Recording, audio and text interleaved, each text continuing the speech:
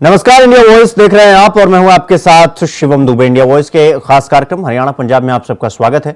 Bulletin की शुरुआत करेंगे। देश के मशहूर उद्योगपति रतन टाटा का आज निधन हो गया। रतन टाटा के निधन की खबर सामने आते ही पूरे देश में शोक की लहर है। तो वहीं हरियाणा के निवर्तमान मुख्यमंत्री नायब सिंह सैनी ने शोक संवेदना व्यक्त की। उन्होंने कहा कि भारत ने रतन टाटा के रूप में एक अद्भुत रत्न खो दिया। टाटा एक देश के हीरा थे, जिन्होंने देश की इकोनॉमी में भी और देश के इंडस्ट्रियल में भी, भारत में भी, भारत के बाहर भी जिन्होंने एक बड़ा नाम रतन टाटा का था। और आज वो यही रहे। पिता परमात्मा से प्रार्थना करता हूँ कि ऐसी दिवंगत आत्मा को अपने से चरणों में स्थान दें। और जो ये गहरा दुख हुआ है, हमारा भी मन बड़ा व्यथित है कि एक ऐसा व्यक्तित्व जिनका पूरा जीवन। तो वहीं हरियाणा चुनाव के बीच गोहाना की जलेबी पर शुरू हुई सियासत रिजल्ट आने के बाद अब और भी तेज हो गई है। कांग्रेस ने रिजल्ट आने के बाद नायब सैनी के घर जलेबी भेजने की बात कही थी, लेकिन अब उसके उलट हो गया है। रिजल्ट में पूर्ण बहुमत मिलने के बाद बीजेपी ने इस बार लड्डू की बजाय जलेबियां बांटी। बीजेपी के स्पष्ट बहुमत से चुनाव जीतते ही नायब सिंह सैनी ने कहा कि सबको मेरे गोहाना की मातोराम की जलेबी खिलाऊंगा। और आपको बता दें कि चुनावी कैंपेन में प्रधानमंत्री नरेंद्र मोदी, लोकसभा में नेता प्रतिपक्ष राहुल गांधी ने अपनी रैलियों में जलेबी का खूब जिक्र किया था। नहीं, हमारी जलेबी हरियाणा की बहुत ही फेमस है। मेरे गोहाना की जलेबी बड़ी फेमस है, परंतु जो व्यक्ति ने प्रेजेंट किया है कि उसकी फैक्ट्री लगेगी, उसका ये होगा, जलेबी के ऊपर बड़ी राजनीति की है। जलेबी हमारे हरियाणा में कई प्रकार की होती है। एक बारीक जलेबी भी होती है, एक मीडियम जलेबी भी होती है, एक ये गोहाना की प्रसिद्ध जलेबी है, ये भी ऐतिहासिक जलेबी है। परंतु इस हमारी जो हरियाणा का कल्चर है, हरियाणा की हमारी संस्कृति है, हमारे हरियाणा का जो खान पान है, अलग अलग क्षेत्र में अलग अलग है। कहीं की बर्फी फेमस है, कहीं की अमृति फेमस है, कहीं का घेवर फेमस है, कहीं का हमारा जो घेवर के साथ साथ फिरनी है वो फेमस है। परंतु उनको तो ये मालूम ही नहीं है कि ये चीजें भी फेमस है। वो तो किसी ने उनकी गाड़ी में एक डब्बा रख दिया और डब्बा रखा तो उन्होंने देखा कि इतनी बड़ी जलेबी यहाँ बनती है, तो उसको लेकर के वो उतावले हुए हैं थोड़े, उनको मालूम नहीं क्यों नहीं बजवाई, उन्होंने बजवानी चाहिए थी। नहीं, हम बजवा देंगे पवन खेड़ा के यहाँ, हम बजवा देंगे। हमारे माननीय अध्यक्ष जी आप जलेबियां पवन खेड़ा के यहाँ और कांग्रेस के यहाँ पहुंचवाइए जलेबियां। तो वहीं हरियाणा में जीत दर्ज करने पर केंद्रीय शिक्षा मंत्री, विधानसभा चुनाव प्रभारी धर्मेंद्र प्रधान और प्रदेश प्रभारी राज्यसभा सांसद सुरेंद्र नागर से निवर्तमान मुख्यमंत्री नायब सिंह सैनी ने मुलाकात की। साथ ही राज्य में अगली राजनीति पर सैनी ने चर्चा की है।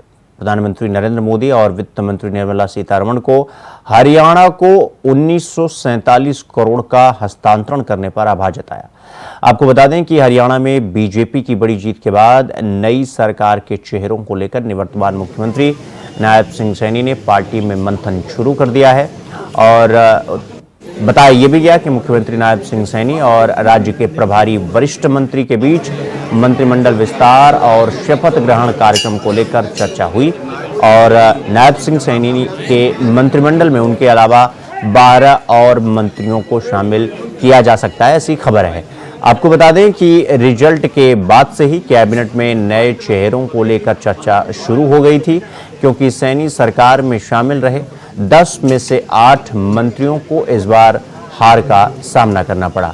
प्रदेश में मुख्यमंत्री के नाम पर अब तक कोई आधिकारिक घोषणा नहीं हुई है, लेकिन खबर यह है कि नायब सिंह सैनी को फिर से हरियाणा का मुख्यमंत्री बनाया जा सकता है। बीजेपी ने इस बार 48 सीटें जीती हैं। हरियाणा में लगातार तीसरी बार जीतकर सरकार बनाने का एक ऐसा रिकॉर्ड है ऐसे में बीजेपी ने कैबिनेट का नाम तय करते वक्त सभी जाति, समुदाय और इलाके को साधने का प्रयास करेगी, ताकि ये संदेश जाए कि बीजेपी जाति विशेष को लेकर राजनीति नहीं करती, बल्कि सर्व समाज को लेकर चलने वाली पार्टी है।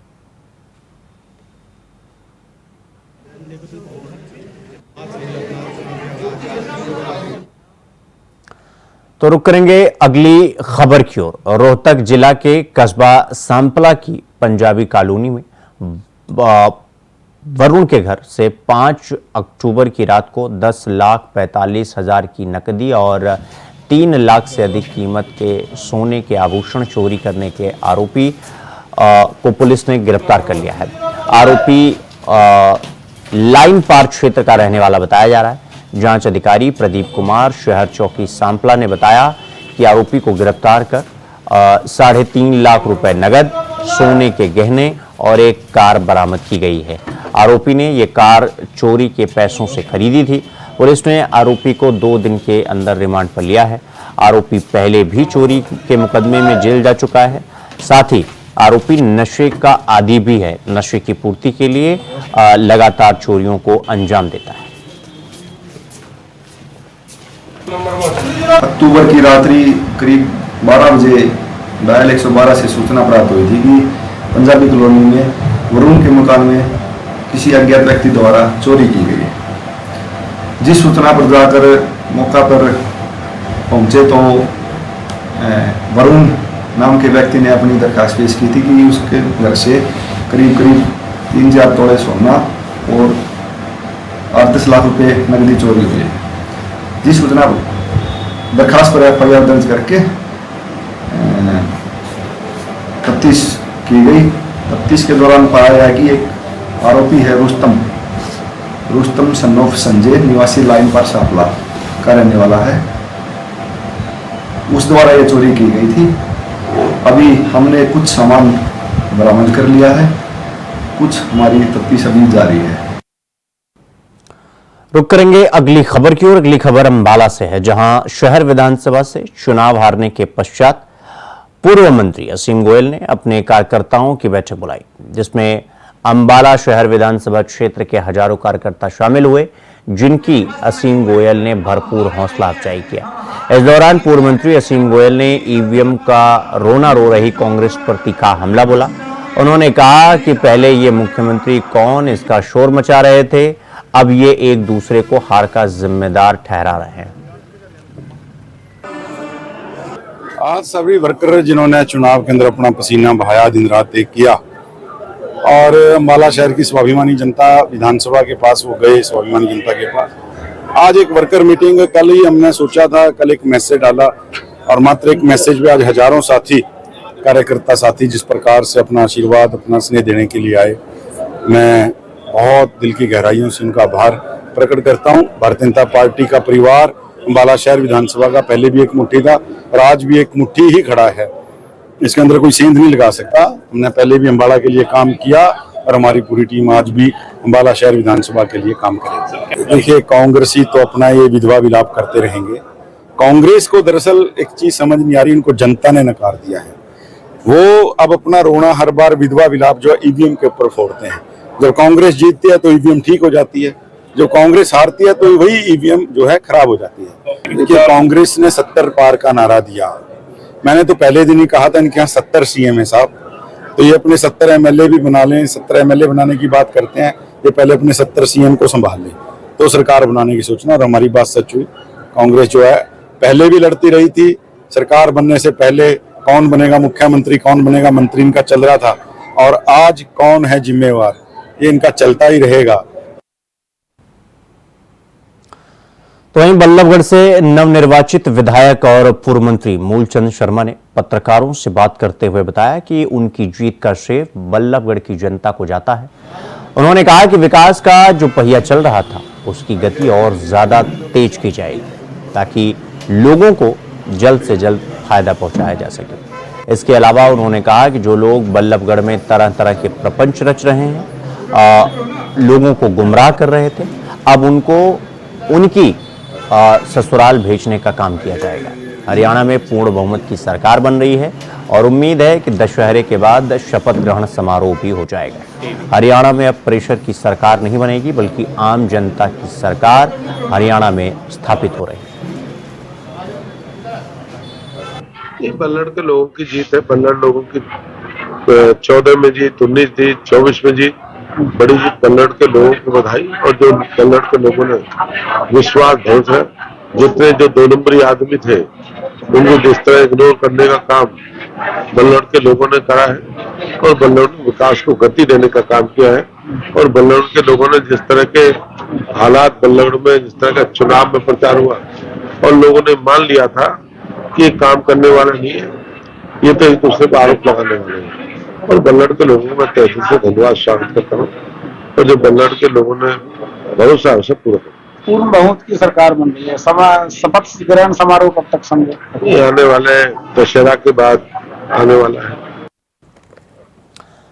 तो सोशल मीडिया पर एक युवक की ट्रैफिक पुलिस कर्मियों से बहस के मामले में एक वीडियो वायरल हो रहा है, जिसमें युवक का ये कह रहा है कि उसकी गाड़ी का ट्रैफिक पुलिस ने अवैध पार्किंग का चालान काटा है, और जबकि उस युवक ने ट्रैफिक कानून का उल्लंघन नहीं किया है। जब हमने कर्मचारियों से पूछा तो ट्रैफिक कर्मचारी वहां से गाड़ी ले गए। इस संबंध में जब आज हमने ट्रैफिक पुलिस के एएसआई तरसेम सिंह से बात की तो एएसआई तरसेम सिंह ने कहा कि कंट्रोल रूम और अमर हॉस्पिटल के पास सामने पार्किंग में एक गाड़ी खड़ी थी, जिस पर हमने कार्रवाई की। अमर हॉस्पिटल पैंदा है अपने पटियाले विच ते ਉਹਦੇ ਸਾਹਮਣੇ ਕਾਰਾਂ ਦੀ ਗਲਤ ਪਾਰਕਿੰਗ ਹੋਈ ਸੀ। ਕੰਟਰੋਲ ਰੂਮ ਤੋਂ ਟ੍ਰੈਫਿਕ ਦਫ਼ਤਰ ਫੋਨ ਨੰਬਰ ਆਇਆ ਸੀ, ਕਾਲ ਆਈ ਸੀਗੀ। ਫੋਨ ਨੰਬਰ ਸੀਗਾ 98964 41347 ਤੋਂ ਕਾਲ ਆਈ ਵੀ ਐਂ ਕਰਕੇ ਕੋਈ ਐਂਬੂਲੈਂਸ ਜਾਮ ਦੇ ਵਿੱਚ ਫਸੀ ਹੋਈ ਹੈ, ਜਿਸ ਤੇ ਕਾਰਵਾਈ ਕਰਦੇ ਹੋਇਆ ਜਿਹੜਾ ਸਾਡਾ ਏਐਸਆਈ ਤਰਸੇਮ ਹੈ ਤੇ ਉਹ ਮੌਕੇ ਤੇ ਹਾਜ਼ਰ ਸੀ। ਉਹ ਸਿਵਲ ਕੱਪੜਿਆਂ 'ਚ ਸੀ ਤੇ ਐਂਬੂਲੈਂਸ ਦੀ ਜਿਹੜੀ ਕੱਢਣੀ ਬਹੁਤ ਜ਼ਰੂਰੀ ਸੀ, ਕਿਉਂਕਿ ਕੋਈ ਵੀ ਅਨਸਕਾਮੀ ਘਟਨਾ ਵਾਪਰ ਸਕਦੀ। ਇਸ ਲਈ ਉਹਨੂੰ ਤੁਰੰਤ ਉਸੇ ਡਰੈਸ 'ਚ ਉੱਥੇ ਭੇਜਿਆ ਗਿਆ ਕ੍ਰੇਨ ਲੈ ਕੇ, ਜਿਸ ਤੇ ਉਹਨੇ ਕ੍ਰੇਨ ਨਾਲ ਉੱਥੇ ਗੱਡੀਆਂ ਚੁੱਕ ਕੇ ਪਰਾਂ ਕਰਕੇ ਉਹਨੂੰ ਐਂਬੂਲੈਂਸ ਨੂੰ ਕਢਵਾਇਆ। 2:30 ਦਾ ਇਹ ਵਾਕਿਆ ਕੱਲ ਦਾ, ਤੇ ਇਸ ਕਰਕੇ ਉਹ ਜਿੱਦਾਂ ਹੀ ਸਿਵਲ ਕੱਪੜਾ ਸੀ उसी तरीके ਨਾਲ ਉਹ चला गया, अपनी ड्यूटी निभाई ਉਹਨੇ। तो यहां पर रुकेंगे एक छोटे से ब्रेक के लिए। खबरों का सिलसिला जारी है, फौरन लौट रहा है। तो ब्रेक के बाद एक बार फिर आप सबका स्वागत है मेरे साथ। रुक करेंगे अगली खबर की ओर।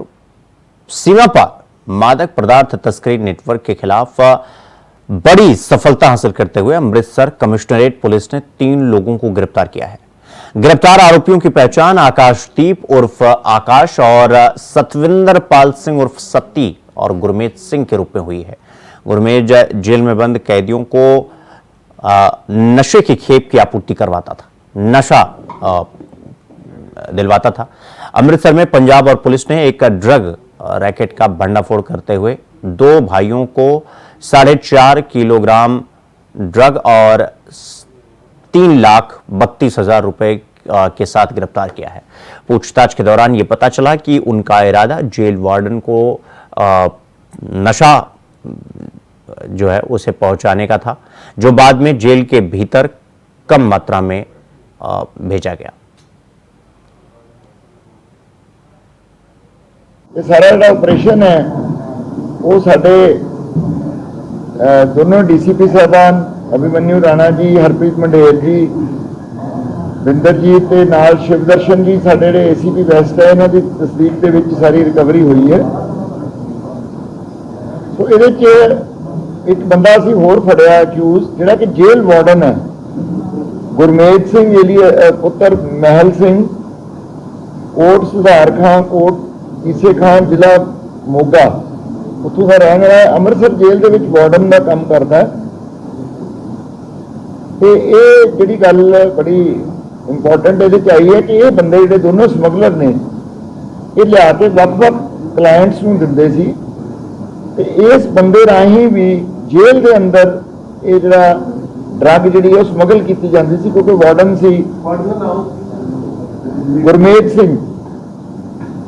और ये जी बैकग्राउंड आई है वो एक बड़ा मेन स्मगलर ऑलरेडी जेल के बंद है, दर्शन सिंह एलियस गुज्जी, ये रणगढ़ का रहने वाला, पिंड रणगढ़ डिस्ट्रिक्ट अमृतसर का।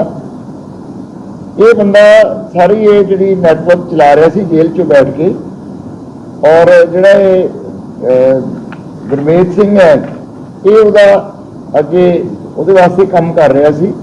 इनू भी कल असीं गिरफ्तार किया ते जिहड़ी मुढ़ली पुछगिछ तो पता लग्या कि जिहड़े आकाशदीप है इहदे खिलाफ भी एक मुकदमा पहला थाना शाहटा का NDPS एक्ट का दर्ज है।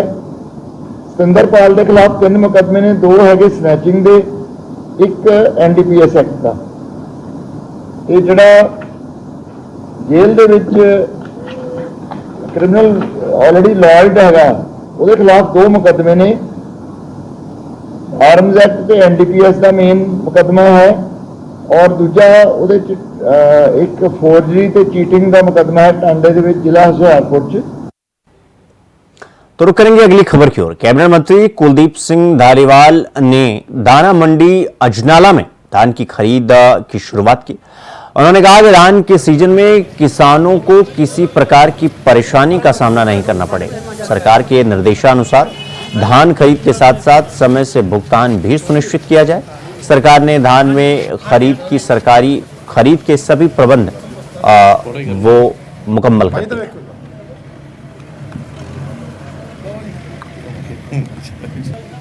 अजनाला दी दाना मंडी दे विच इस वेले खड़े आ ते आपां झोने दी जिहड़ी खरीद है पलमंदी वो शुरू कराई है। साडे एरिया दे विच क्योंकि बासमती ज्यादा हुंदी है 1509 इन्हां दिनां च ज्यादा आ रही है, पर अज पलमन दी एक ढेरी जिहड़ी है वो अजनाला दे विच आई है। जिद्दां तुसीं सारिआं ने पढ़िया सुनिया कि सरदार भगवंत सिंह मान जी ने पूरे पंजाब दे विच मंडियां दे विच जिहड़ा सरकारी खरीद दे जिहड़े पूरे प्रबंध कीते, ਉਹਦੇ तहत ही अज ਆਪਾਂ नाले च भी वो खरीद जी है शुरू की है। और ये पता भी कर रहे हैं कि किसानों को कोई समस्या ना हो, कोई लाइट की, कोई पानी की, कोई बारदाने की, कोई बाहर अंदर टट्टी पेशाब की, किसी किस्म की भी। रुक करेंगे अगली खबर की ओर। त्योहारों का सीजन शुरू हो चुका है और एक तरफ लोग इस सीजन में खर्चों से घिरे रहते हैं, तो दूसरी तरफ रोजमर्रा की घरेलू जरूरतमंद की चीजों का भी कीमतों में भी लगातार बढ़ोतरी हो रहा है। और ये त्योहार कम खुशियों को लेकर आता है और लोगों के लिए बड़ी परेशानी। उदाहरण के तौर पर घर में रोजाना इस्तेमाल होने वाली सब्जियां और फलों के दाम दिन ब दिन आसमान छूते जा रहे हैं। बात करें टमाटर की तो 80 रुपए प्रति किलो, पत्ता गोभी 70 और प्याज 80 रुपए किलो। इसके अलावा सेब 100 से 150 रुपए किलो बिक रहा है।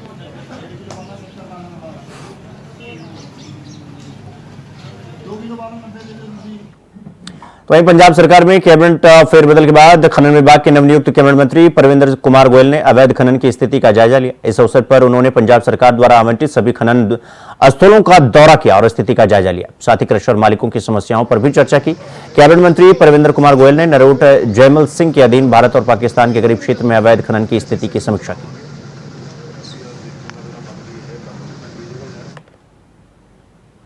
तो वहीं माछीवाड़ा साहिब के थाना कुमकला के अंतर्गत गांव पंजेटा में जज के गनमैन ने उनके पड़ोस में रहने वाले पिता जगदीप सिंह और उनके बेटे रमनप्रीत सिंह पर गोलियां चलाई थी, जिसमें वो दोनों घायल हो गए। समराला अस्पताल में फिलहाल उनका इलाज चल रहा है। पुलिस फिलहाल मामले की जांच पड़ताल करने में जुट गई।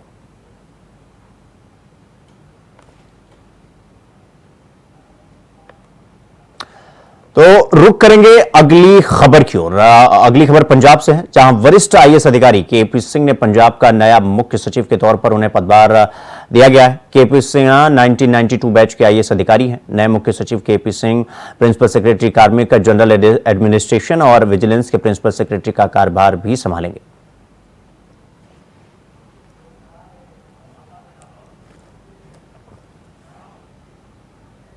वहीं खन्ना के अमलोह रोड पर गुरुद्वारा बेगमपुरा साहिब गलवड्डी के ग्रंथी अमरजीत सिंह को लेकर विवाद हुआ। ग्रंथी पर शराब और मीट सेवन करने का आरोप लगा। गुरुद्वारा कमेटी ने करतार नगर में ग्रंथी को उसके दोस्त के घर पर पकड़ लिया और जिसके बाद हंगामा हुआ और ग्रंथी को पुलिस वालों को हवाले कर दिया गया।